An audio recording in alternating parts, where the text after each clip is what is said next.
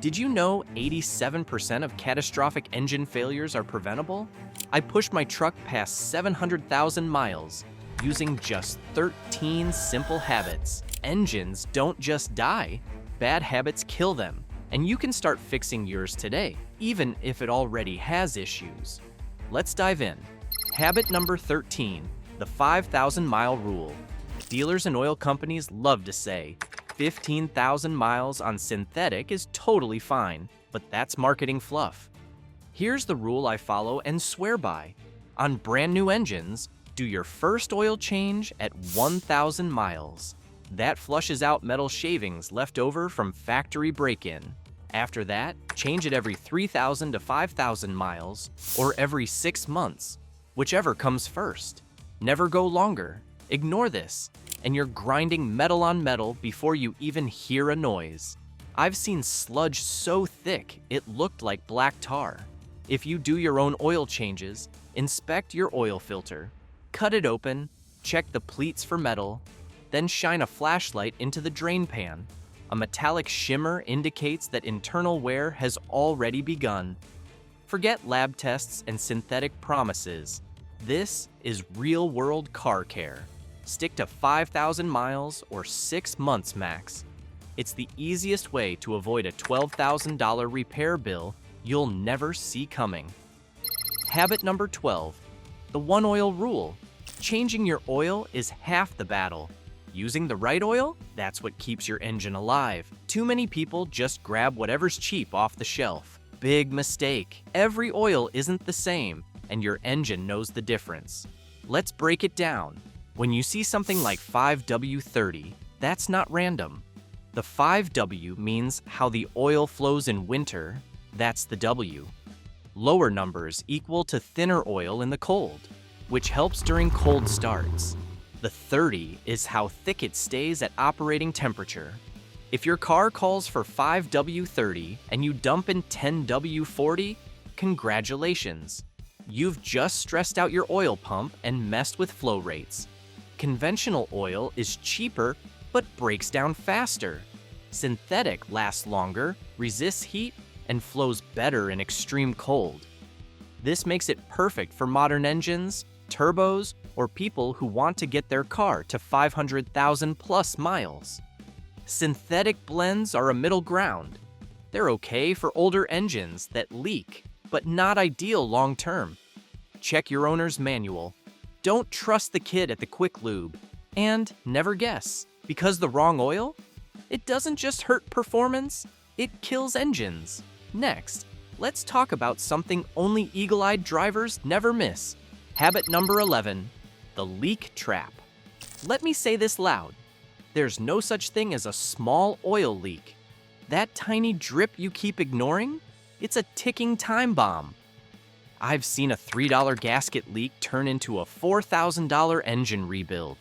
One guy had a valve cover leak on his old Camry and figured it was just a seep. 6 months later, his timing belt was soaked, it slipped, and bent every valve in the engine.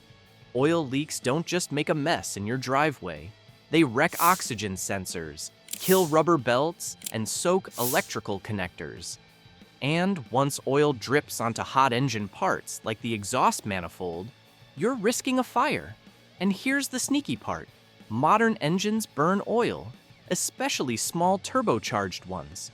So while you're busy ignoring that leak, your oil level is dropping. By the time the light comes on, it's too late. You're already low by a quart or more. My advice is, crawl under there, use a flashlight, smell burning oil, see crusty buildup on the block. That's your cue. Fix it early. It's cheaper than replacing an engine. The first 3 were silent oil killers. Now, let's look at daily habits that secretly wreck engines. Habit number 10, the warm-up window. If you're the type who jumps in, fires up, throws it in drive, and floors it, you're killing your engine. Cold starts are brutal, and 90% of engine wear happens right then. Why? Because cold oil is thick. Like molasses, it takes a minute to circulate, especially when it's freezing out. Until then, Your engine parts are grinding metal on metal. Pistons, camshafts, bearings, they're all screaming for oil that hasn't reached them yet. Turbocharged engines are even worse. Those things spin at up to 200,000 RPM, and they hate dry starts. Here's what I tell my customers, and I've been saying this for decades.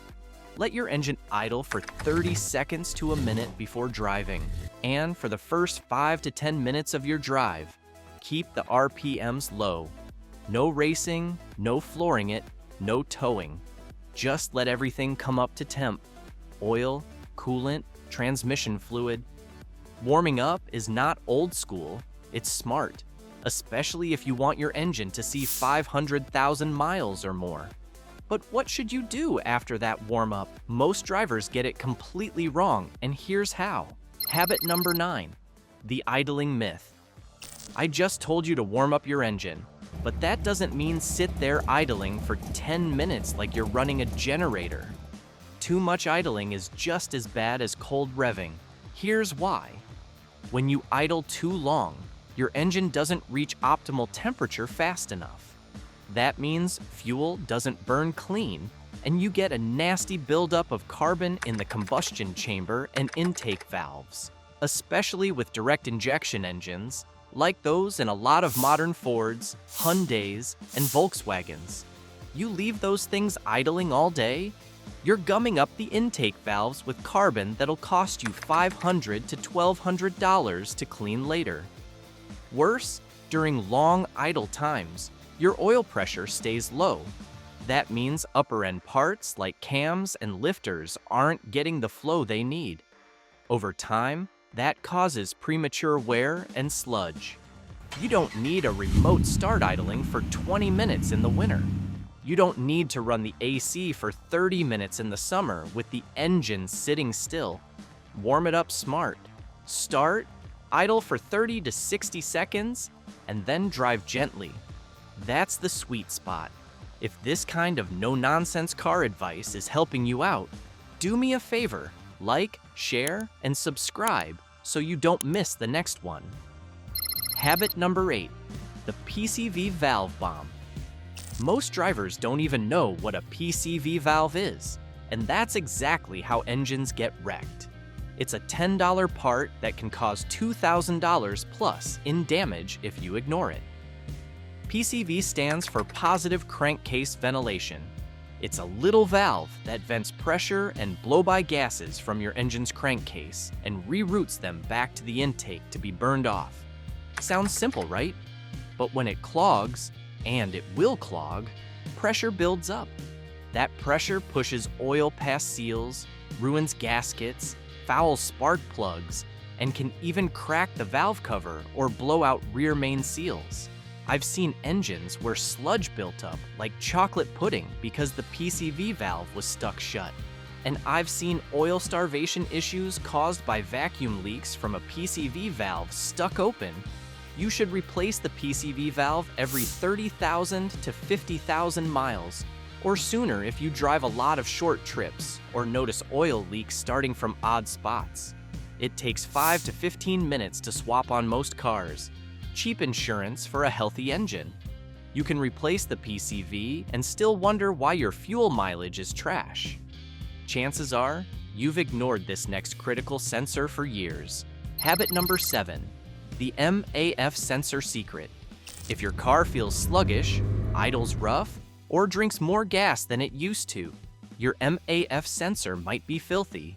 And no, that doesn't mean it's broken. It probably just needs a cleaning. The mass airflow sensor tells your engine how much air is coming in so it can balance fuel properly. When it's dirty, and it will get dirty from dust, oil vapors, and grime, it throws off the reading. That means too much fuel or too little, and your engine starts running like crap. I've seen folks spend hundreds replacing plugs, coils, and injectors, when a $7 can of MEF cleaner in 5 minutes would have solved it. Don't use brake cleaner. Don't use carb spray. Use CRC MAF cleaner. That's the stuff I keep in my shop. Here's what you do. Unplug the sensor, remove it, spray it gently, let it air dry, and reinstall. Remember not to touch the sensor wires. They're sensitive. Do this every 12 months or 15,000 miles, especially if you drive in dusty areas or use oiled air filters. And if you're not sure what a bad MAF sensor feels like, I've got a full video on that. Rough, idle, stalling, hesitation, poor fuel economy. It's all in there. Click the link above to watch it. Speaking of airflow, next up is one of the dumbest places people cut corners. Habit number 6, the air filter scam. Your engine breathes air just like you do, and feeding it through a clogged or junk filter? That's like shoving a rag in your mouth and expecting to jog. A dirty air filter chokes airflow, kills performance, and messes with your fuel-air ratio. That means reduced MPG, sluggish throttle, and carbon buildup in your intake and valves. I've pulled filters out of cars that looked like rat nests, literally. Chewed up foam, seeds, insulation. One customer had a mouse living in his airbox. Those $5 no-name filters from the bargain bin don't seal right. They let in dust and sand engine killers. You run that long enough, and you're grinding down piston rings and cylinder walls.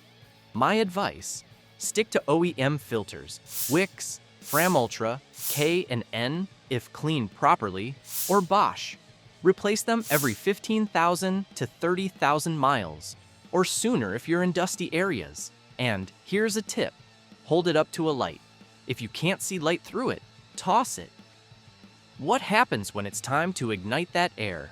Let's just say, using the wrong part here is like lighting a bonfire with a wet match. Habit number 5, the spark plug trap.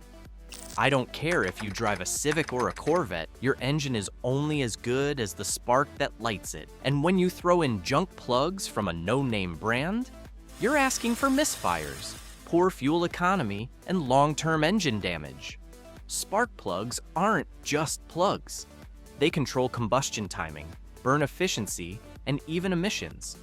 You cheap out, and your engine might misfire under load, run rough at idle, or throw codes like P0300, P0301, and more. I've had customers come in with ticking engines, only to find they used $2 plugs from a gas station. Swapped them with proper NGK, Denso, or OEM plugs. Boom, engine ran like new. Most modern engines need platinum or iridium-tipped plugs. These last longer, burn cleaner, and handle high heat. Replace them every 60,000 to 100,000 miles, depending on your make and model, and always gap them to spec unless pre-gapped from the factory. Avoid brands like Autolite or mystery eBay specials. Spend the extra $20 now, or spend $1,500 later fixing catalytic converters, coils, or worse.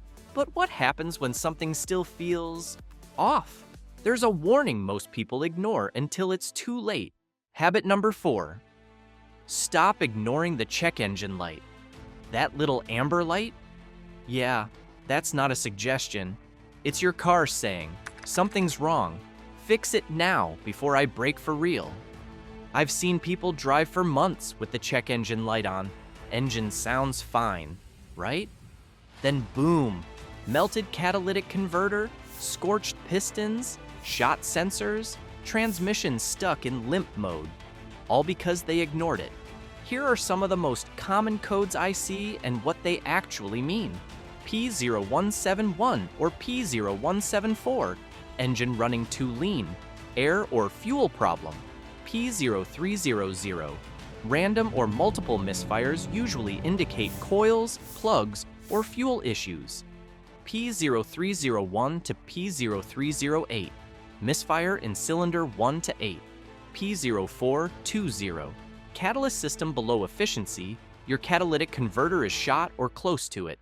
P0440 or P0455. EVAPI system leak could be a loose gas cap or cracked purge valve. P0113, intake air temp sensor high can affect the fuel mixture badly. P0128, coolant temp below threshold, thermostat stuck open equals to poor fuel economy and wear. P0325, Knock sensor malfunction. Your timings no longer being adjusted equals to risk of knock. P0133 or P0153. Slow oxygen sensor response means bad sensors or a clogged cat. Each one of these codes can start off as a $50 fix and turn into a $2,000 disaster if ignored. Here's what I tell everyone. Buy a cheap OBD2 scanner. They're like $25 now. Plug it in, look up the code, fix it early, or take it to a real shop. Most parts stores like AutoZone will scan it for free. I have listed all the tools and products I use in my shop in the description box below. Habit number 3, the timing belt bomb. Listen to me, when a timing belt snaps, it doesn't give you a warning. It just goes pop. And in 1 second, your engine goes from running fine to scrap metal. And if your car has an interference engine, which many do, the valves and pistons smash into each other when that belt breaks. Bent valves, cracked pistons, broken camshafts, $2,500 to $5,000 in damage, minimum. I've seen it over and over. So, when do you replace it? Every 60,000 to 100,000 miles, depending on your vehicle. Check the manual. Or, better yet, ask a mechanic who knows. Here's a list of common cars where a failed timing belt can destroy the engine.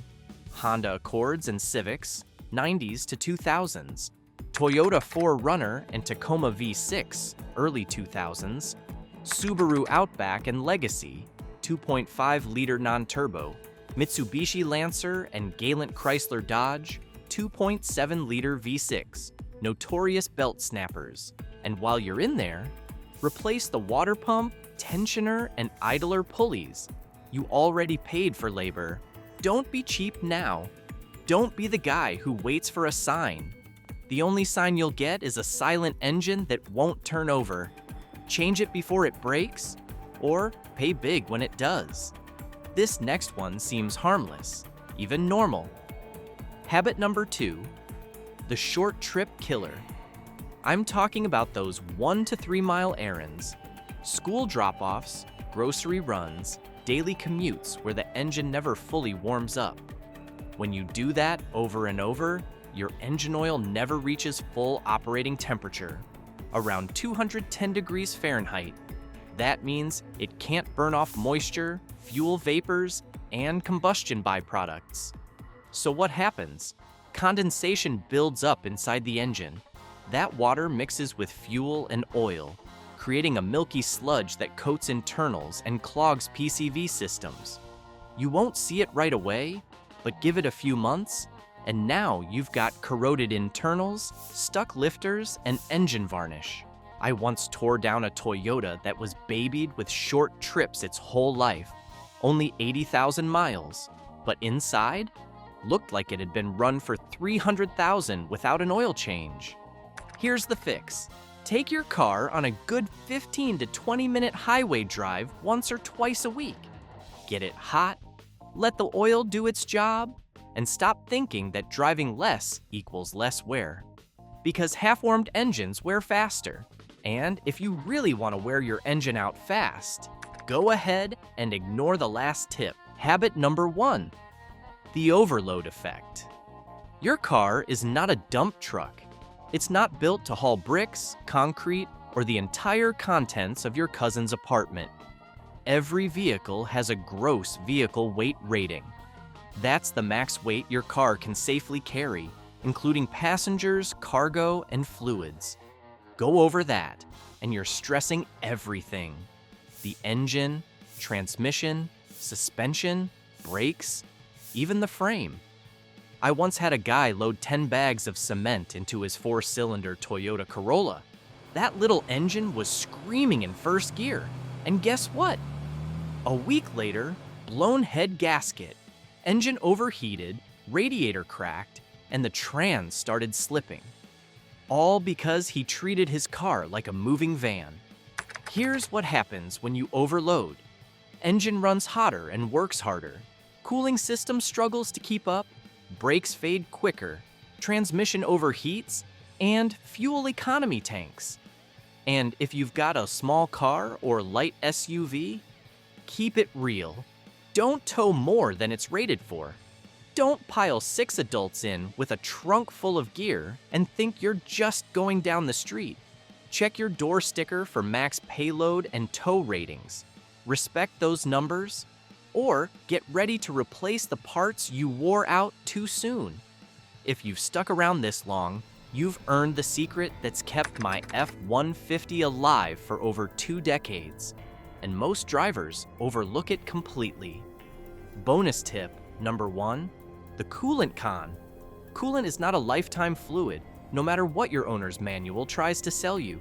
Forget 100,000 miles.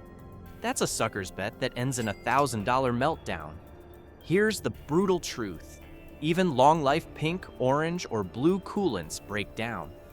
After 5 years of brutal heat cycling, they turn acidic, and that acid becomes a silent killer inside your engine. Rotted water pumps, chewed up seals, clogged heater cores, blown head gaskets. You're gambling with every extra mile. See white smoke in the exhaust? Misfires? Coolant vanishing without a trace? That's your engine screaming, because that neglected coolant is eating it alive from the inside out. And while you're at it, swap the thermostat every 50,000 to 80,000 miles. That cheap little valve controls the entire flow of coolant. Let it stick shut, and you'll fry your motor in minutes. So ignore the rosy promises of lifetime antifreeze.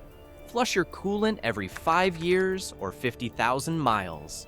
Replace the thermostat while you're in there. Coolant is cheap. Thermostats are cheap. Engines are not. Change them before your car begs for mercy.